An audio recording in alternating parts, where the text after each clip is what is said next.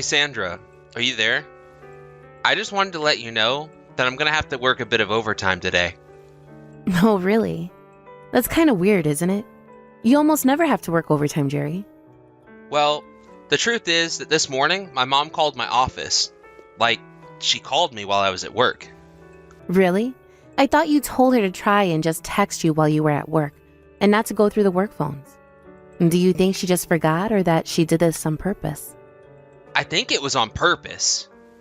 But honestly, I really just can't believe that woman sometimes. And let me guess, she was calling to demand that we move in with her again. Is that right? You guessed it, right on the money. I really thought it must have been some kind of emergency for her to go and do that, but she was just being persistent. Well, it's probably because she knows you'll just ignore her if she tries to call you on your phone. I think you're probably right about that. But we've already talked about this over and over, and she doesn't seem to get it. And now, for her to keep ignoring the answers that we've given to her and insist on calling me at work is just too much. I mean, she was yelling at me over the phone for 2 whole hours. Can you believe that? Your mom really talked to you about us moving in with her for 2 hours? Wow, I can't even imagine having to do that.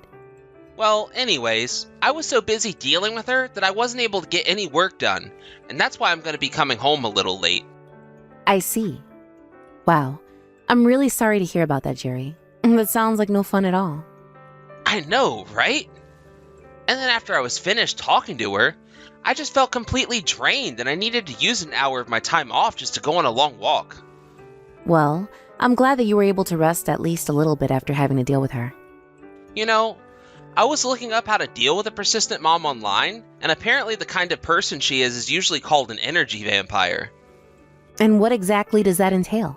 I mean, what even is an energy vampire? Basically, what they do is they refuse to take no for an answer. They just refuse to believe that they can be wrong, and so will go on and on arguing until they get their way. So basically, it's pretty much exactly as it sounds like.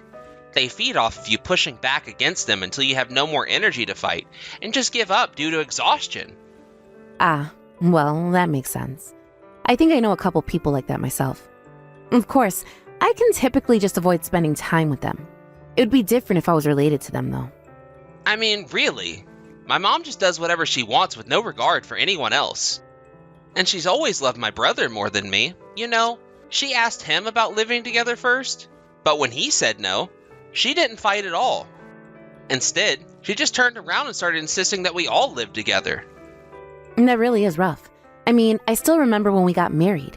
I don't think your mom gave us anything. But I remember when your brother George got married, your mom practically showered him in presents. I've always wondered how your mom can act that way when she should be treating you both equally. It just isn't fair. Yeah, well, it's because to my mom, George is everything that a good son should be. He graduated from a good school and is working a high-paying job. She brags about him to anyone who will listen to her. And that's what I mean. That isn't fair for her to compare you to someone you're not. She should love you for you. Well, I really wish that that were the case, but I can't see any progress being made on that front until we're all living together. Which won't be happening, of course, but still. No, you're right. I'm completely with you on this. I mean, I don't think your mom has really kept up with it at all since we got married. Ever since we did, she's just been keeping her distance and acting so coldly towards us. But after hearing about the horrible way that she treated you growing up, I just really don't think I could live with someone like her. Well, don't you worry about that. We are never ever going to live together with my mom, okay? I'm glad to hear that. Thank you, Jerry. But I am really sorry that she had to pull that stunt on you today while you were at work. Yeah, but I told her that she was never ever allowed to call me at work again. Of course, I doubt that she'll listen to me. But I'll just try responding to her with the bare minimum needed to keep her from getting mad at me. I really hope that works, Jerry. But just please don't push yourself too much with all of this, okay? And just know that if you want, I'll be more than happy to talk to your mom and tell her to back off. You don't need to go and do that for me, Sandra. This is really more of an issue between my mom and I. I really don't want to get you sucked into this too. Well, okay, if you're sure about that. But how about I cook you something special for dinner tonight? That way you can start to recover all the energy that your mom drained from you earlier today. Now that is a plan that I can get behind. I just hope that this overtime goes by really quickly. Me too, Jerry. For for both of our sakes. But good luck at work. You got this. Thank you so much. I hope you have a good day at work too, Sandra. Sandra, are you there? I wonder if I might be able to have a word with you quickly. Hello, Tiffany. Yes, of course we can talk. What seems to be the matter? Before we get into that, I just want to ask you if you already know what this might be about. I'm sure that Jerry has said something to you, no? I suppose that means you're talking about moving in with us again, right? Of course that's what I'm here to talk to you about.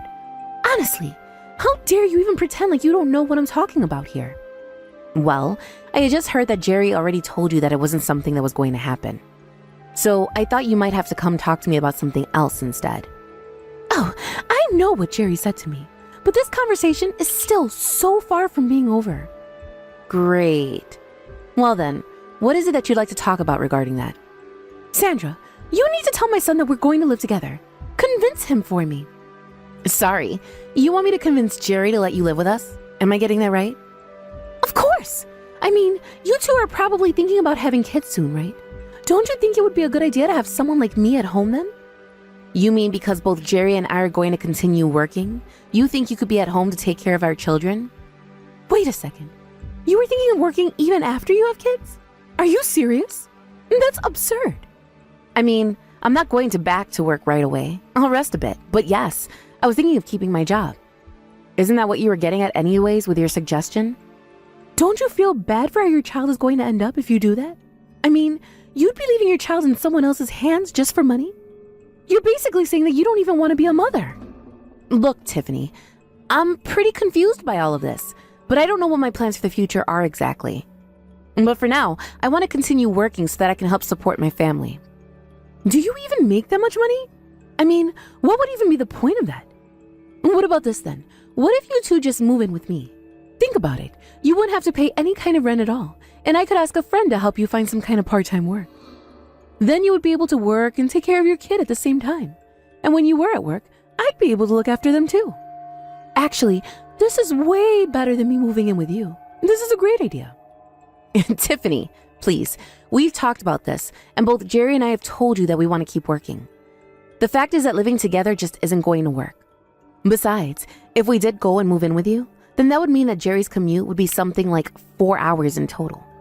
You surely can't think that that's realistic to expect him to drive that much, right? Well, he would just quit his job when he comes here, of course.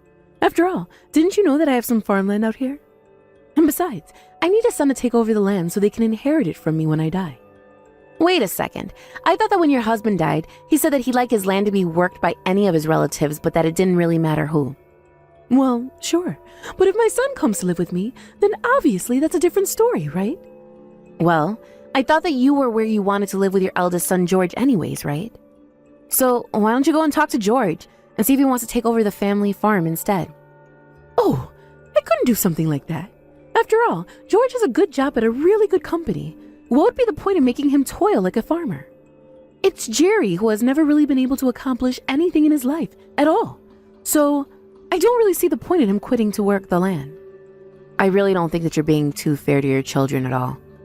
In fact, I didn't think we'd be having this conversation like this, but it's obvious that you care about George more than Jerry. Why do you treat Jerry and I like we're worse than your other son and his wife? Well, it's because George is amazing and Jerry is just, well, he's just normal.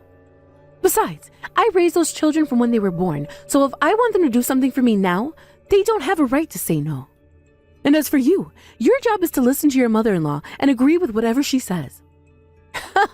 Okay, Tiffany, I'm busy working right now, so I'm going to go, okay? You know something, Sandra? This is why I don't like you. You're nothing but a spoiled city girl. Here I am offering a free house and a job on the farm. But I suppose that you're just too good for that, aren't you? Girls like you really make me mad. Well, if that's the case, then it sounds to me like it's a good thing that you and I aren't going to live together.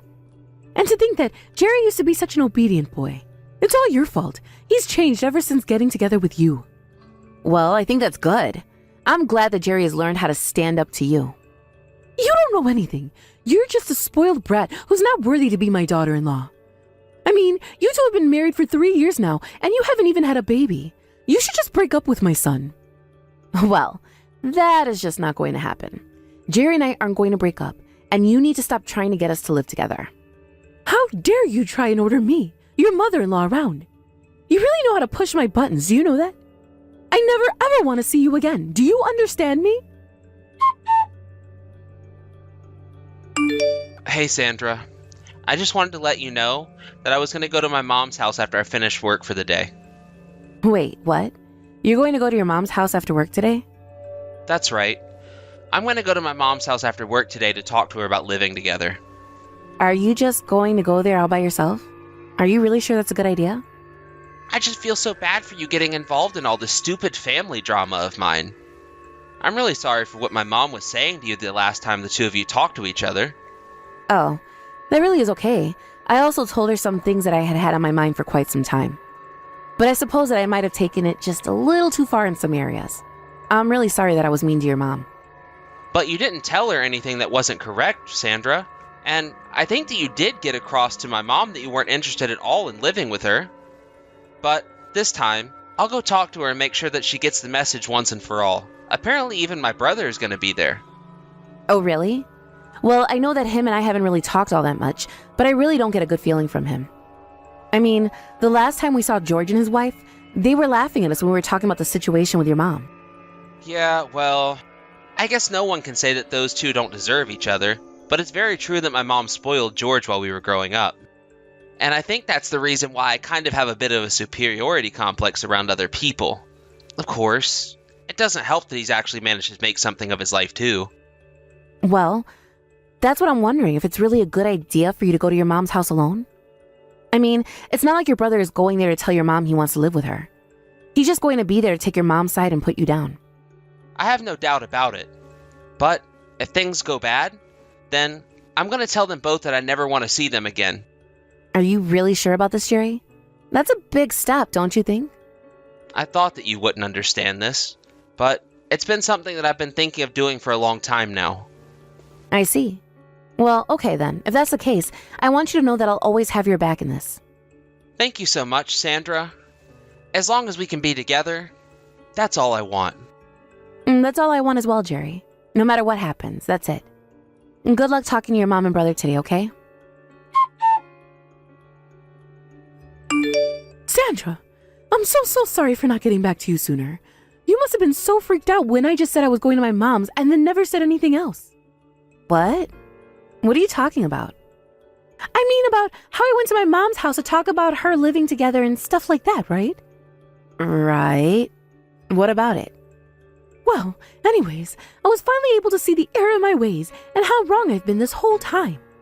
What in the world are you going on about now, Jerry? I suppose I can't really blame you for being surprised about this, but I've really come to realize that family is the most important thing to me, and I can't turn my back on it. So that's why I'm not going to be going home, and I'll be wanting a divorce. I'll send the paperwork to you in the mail. Just sign it and send it to the courthouse for me, okay? No, seriously. Who even are you right now? My husband is sitting right here next to me. Sandra, what do you mean? It's me, Jerry. I'm the one messaging you right now. Wait a second. This is just Tiffany, isn't it? I really can't believe that you would do something like this. No, it's not. You have to believe me. It really is me. It really isn't, though. I am literally here with Jerry, who came back home a couple of days ago. He told me about how you took his phone from him and tried to lock him in your house to trap him. So there's only one person who would have access to Jerry's phone right now. It's you. Can you please just quit this dumb act already? We really don't mind going to the police and reporting what you've done. Wait a second. The police? You can't be serious about that, right? That's taking things way too far. Haha, I knew it. I knew it was you, Tiffany. No, you're wrong. Well, okay, you're not wrong. But I'm only trying to represent Jerry's best interest here. Oh, really? Then why don't you try telling me what Jerry came back home to me then? You don't understand. He already agreed that we would live together. You don't get to have a say in this at all. He is my son, and what I say goes. Maybe you might be able to speak up if you'd give me a kid already, but you haven't. Is that really what you dislike me so much? Because we haven't had any kids? It's the least you could do. I mean, Jerry's brother is amazing and talented and has a great job. Compared to him, Jerry has nothing going on for himself. He's completely average. And just what is so wrong with being average? But more than that, what has George and his wife ever actually done for you? Of course he has given you plenty to brag about to others, but aside from that, what has he really done? I mean, when your late husband was in the hospital, it was Jerry and I who pulled our money together to help you pay for his bills. Not only that, but even before that, when you two had that big anniversary, we were the ones who paid for the trip. You don't get it. George is the better son, and the proof of that is in the fact that he's too busy to work to do any of that. Well, if you think he's really all that great, then it sounds like he's the one you should be living with. It's clear that you only think of Jerry and I as tools at your disposal, and we're not going to stand for that. How can you tell me something like that when I raised my child ever since he was born? Have you ever told George that to try and get something out of him? Do you really think that doing the bare minimum that a mother should give you control over your children? You only ever talk to us when you need something, and even then, you have to do it in the rudest way possible. We would never ever live with someone like you. I mean, you harassed your own son at work by keeping him on the phone for hours. If you don't leave my husband and I alone, we will call the police and I will sue you. So if that's what you want, then keep this up. You mean that you would really call the police and sue a member of your own family? I don't think that Jerry would stand for that one bit. Okay then, why don't you test that theory of yours then, huh? Because we've told you what's going to happen if you do. As of now, Jerry and I never want anything to do with you or the rest of your family again. You mean you're going to just try and cut me out of your lives? You can't do this to me. Jerry would never go along with this. Actually, it was Jerry's idea to do so. He told me that if you didn't listen to him when he went to talk to you, that's what he would do. But you took things way farther than just not listening to him, didn't you? You tried to imprison him in your own home. And you got Jerry's brother to help you do it too. Do you really think the police aren't going to do anything about this? Please, don't call the police. They don't need to know about any of this. We won't call the police or tell anyone about what you've done as long as you leave us alone. Sandra, you really have to understand something. I have raised my boys from birth. And sure, I said plenty of horrible things to Jerry, and I put him down his whole life. But it doesn't mean that I don't love him. And I suppose it's that same love that drove you to try and kidnap your own son, right? The fact is that Jerry and I have been there for you in every way that we were able to. And you only ever spit that kindness back in our faces. If you want to talk to us again, then I recommend finding a good lawyer first, because they're going to be the ones doing most of the talking. How can you do this to me? How can you try to take my own son, my own flesh and blood from me? Don't you know that I carried him inside me for 9 long months? And you made his life very difficult for several times that amount of time. You've had your chance to change, but now it's clear that you never will. As long as you stay away from us, we won't have any problems. After we threatened to sue Tiffany and George if they ever came near Jerry and I again, we never had another problem with either of them. We even made them sign notarized agreements that they would never contact us again. And we made sure to include a clause that if they ever broke their promise, that it would trigger a police complaint form to be filed with the local authorities. Inside that form would be explained how Tiffany and George kidnapped Jerry and locked him inside Tiffany's house. Unfortunately for Tiffany, George was able to escape when her neighbors heard her shouting for help from his room. We talked to some of them and they agreed to serve as witnesses if we took Tiffany to court.